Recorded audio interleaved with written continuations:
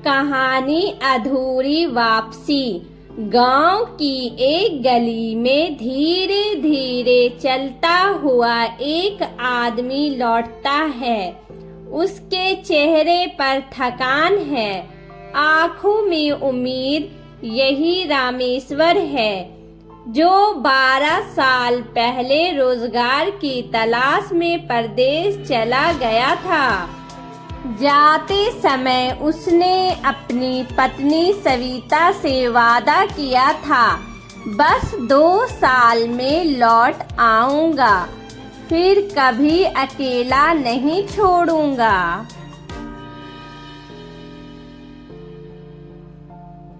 लेकिन 2 साल की जगह पूरे 12 साल बीत गए। रामेश्वर घर के दरवाजे पर पहुंचता है। दरवाजा खोलते ही सामने सविता खड़ी होती है। अब वो पहले जैसी नहीं, बल्कि सशक्त और आत्मनिर्भर महिला बन चुकी है।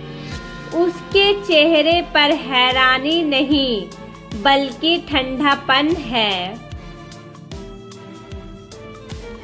रामेश्वर मुस्कुराते हुए कहा, सविता मैं आ गया। देर हुई, लेकिन अब हमेशा तुम्हारे साथ रहूंगा।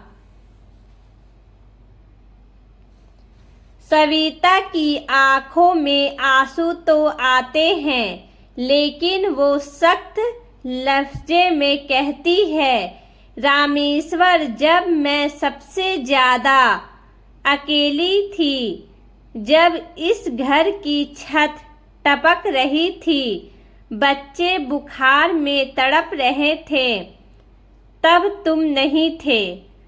तुमने खत लिखना भी जरूरी नहीं समझा। आज 12 साल बाद लौटकर कहते हो कि अब रहोगे। ये कहानी बहुत ज़्यादा दिलचस्प है और बहुत मोटिवेशनल है, तो आप लोग को ये कहानी बहुत मज़ा आएगी। तो पसंद आए तो लाइक सब्सक्राइब ज़रूर करें और हाइप करना बिल्कुल ना भूलें। रामेश्वर हक्का बक्का रह जाता है। सविता आगे कहती है, मैंने अपनी ज़िंदगी को संवारा है, बच्चे को पढ़ाया लिखाया अपने दम पर, घर चलाया। मैंने सीख लिया कि बिना तुम्हारे जी सकती हूँ। सच कहूँ तो अब तुम्हारी कोई जगह नहीं मेरी जिंदगी में।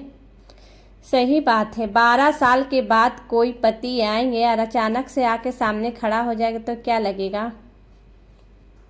12 साल। उसकी आवाज़ काँप रही थी, लेकिन उसमें दृढ़ता थी। रामेश्वर के हाथ काँप जाते हैं। वो ज़मीन पर बैठ जाता है और कहता है, मैंने सब कुछ खो दिया। शायद मेरी सबसे बड़ी गलती यही थी कि मैंने तुम्हारा इंतज़ार की आदत समझा। सही बात है। सविता मुड़कर अंदर चली जाती है। दरवाजा धीरे से बंद हो जाता है। बाहर खड़ा रामेश्वर सोचता रह जाता है, समय सबसे बड़ा दुश्मन भी है और सबसे बड़ा सबक भी मिलता है।